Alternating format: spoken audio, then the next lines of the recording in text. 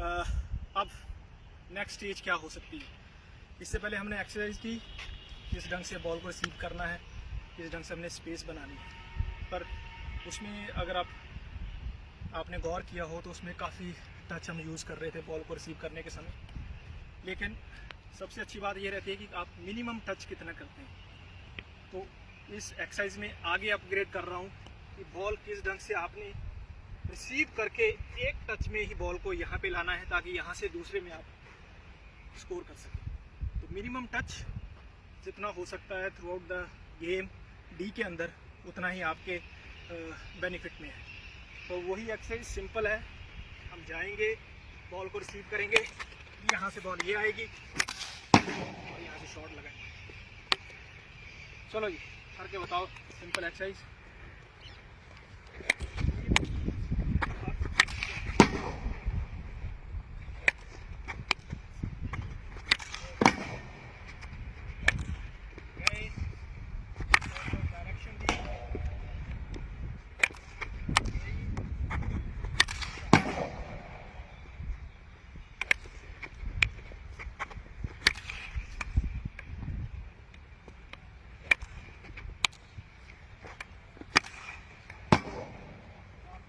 भी हूँ मैं, अब देखिए कितना फर्क पड़ता है। चलो, ये एक शॉट में बॉल इतनी दूर नहीं जानी चाहिए। ये शॉट,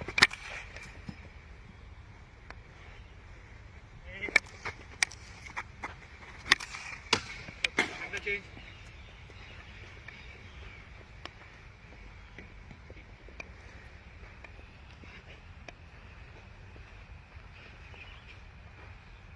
एक्सरसाइज, लेकिन अब फिर हम नैरो एंगल कर रहे हैं थोड़ा सा।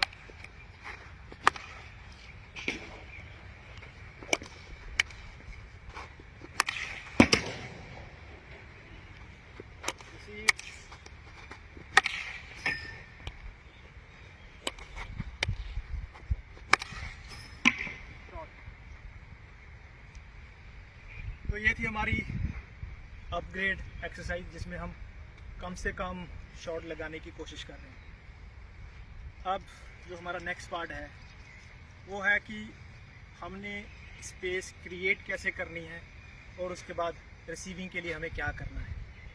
तो नेक्स्ट एक्सरसाइज हम इस पे करेंगे, उसके लिए थोड़ा सा वेट कीजिए। अब नेक्स्ट एक्सरसाइज हम क्या कर सकते हैं। अब आती है थोड़ा सा अपग्रेड करने की बात करूँगा।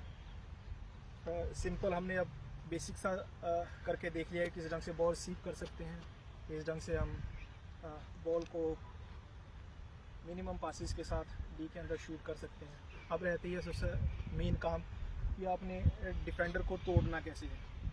क्योंकि मैं वही, जैसे मैंने कहा था कि आपको एक डिफेंडर की सोच का होना बहुत ज़रूरी है। उस ढंग से डिफेंडर की सोच के साथ आपको खेलना होगा, उसके बाद बॉल के साथ। तो ये डिफेंडर मेरे साथ है और ये मेरी सोच है कि मैंने बॉल रिसीव कहाँ करनी है। रिसीव करने से पहले आपकी सोच डेवलप हो जानी चाहिए। अब मुझे पता है कि मैंने यहाँ से शॉट लेना है या मुझे यहाँ पे स्पेस मिल सकता है, तो मैं क्या करूँगा। ये मेरे साथ है, तो इसको मैं उस स्पेस से निकाल कर दूसरी स्पेस पे लेके जाऊँगा, ताकि वो स्पेस मेरे लिए और क्रिएट हो सके। ये मेरे साथ है। मैंने यहाँ पे बॉल रिसीव करनी है, तो मैं इस प्लेयर को इस ढंग से यहाँ से लेके जाऊँगा और इमीडिएटली यहाँ से शॉट। उस जगह से मैं डिफेंडर को तोड़ रहा हूँ। अरे मेरे साथ रहो, डिफेंडर हो आप। ये मेरे साथ है।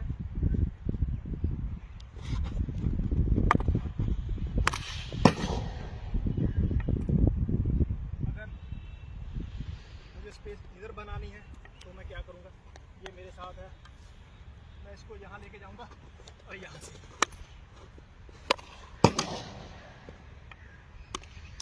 सिर्फ सेकंड्स का काम है। लेके जाइए।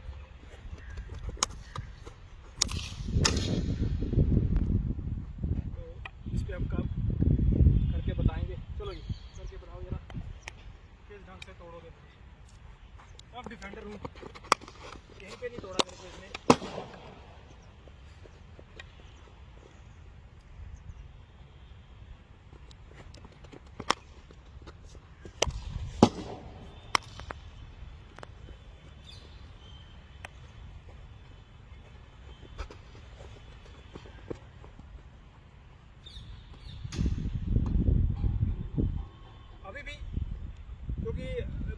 जज कर पा रहा हूँ इसकी रनिंग क्या होगी।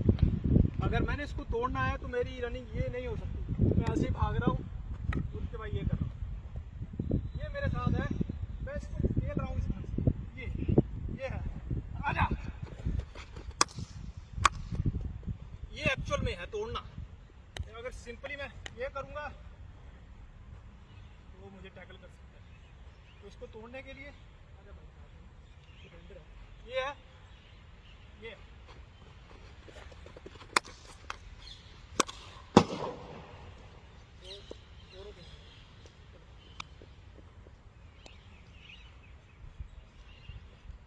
हाथ में लगाऊं इसके। अभी ये पुश किया, ये इतना सा गैप काफी है प्लेयर को। सिर्फ यही गैप आपने क्रिएट करना है, फिर करके बताएंगे।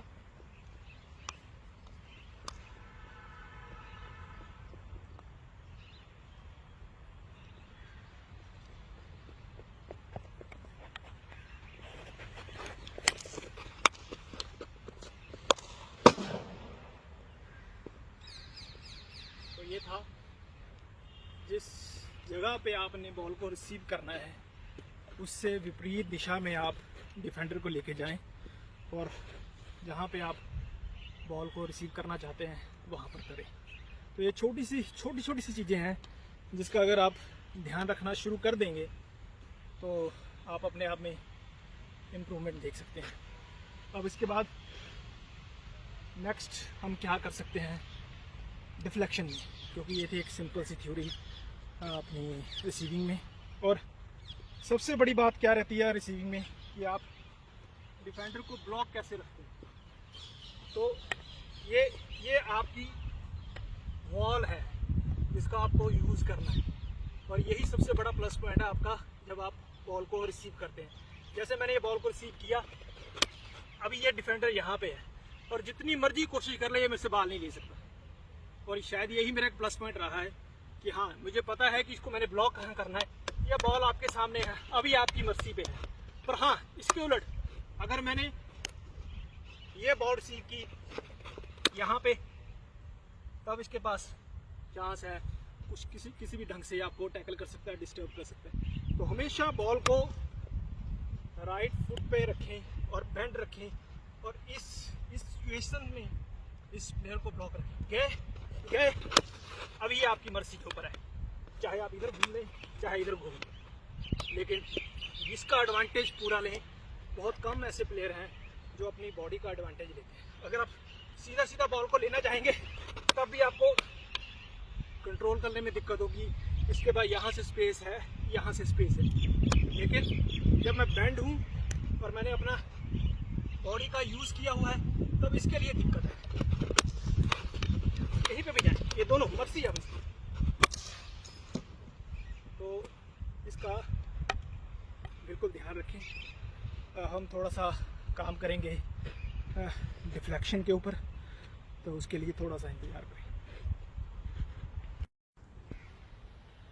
तो ये थी हमारी छोटी सी वेरिएशन एक्सरसाइजेस की। आपके साथ टाइम टू टाइम रूबरू होता रहूँगा। तो आज के इतने समय में मुझे लगता है ये आप लोगों के लिए काफ़ी है।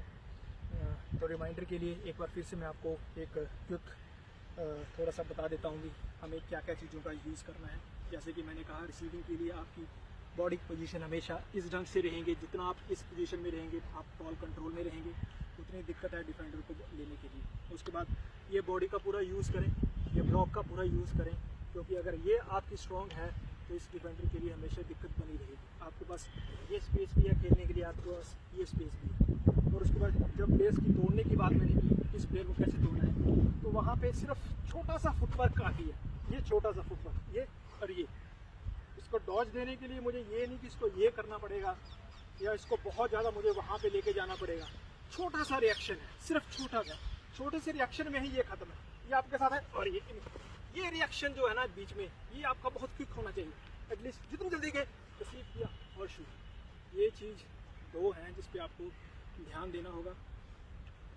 उम्मीद करता हूँ जो कुछ मैंने बताने की कोशिश की है उसमें अगर उनमें से आप कुछ चीज़ें अडॉप्ट कर लें तो मुझे यकीन है कि आप में इम्प्रूवमेंट आ सकती है।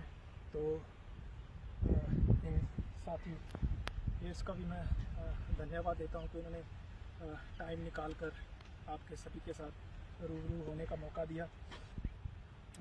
जैसे कि हम सबको पता है कि हम कठिन दौर से गुज़र रहे हैं, तो इस कठिन दौर पे गुज़रने के बाद भी हम लोग अभी तक लड़ाई नहीं हारे हैं। तो उम्मीद करता हूँ कि आप अपने घर में सुरक्षित रहें, मेंटेन सोशल डिस्टेंसिंग, हाथ को सैनिटाइज करना ना भूलें और हमेशा मास्क को पहन के रखें। Thank you. जय हिंद।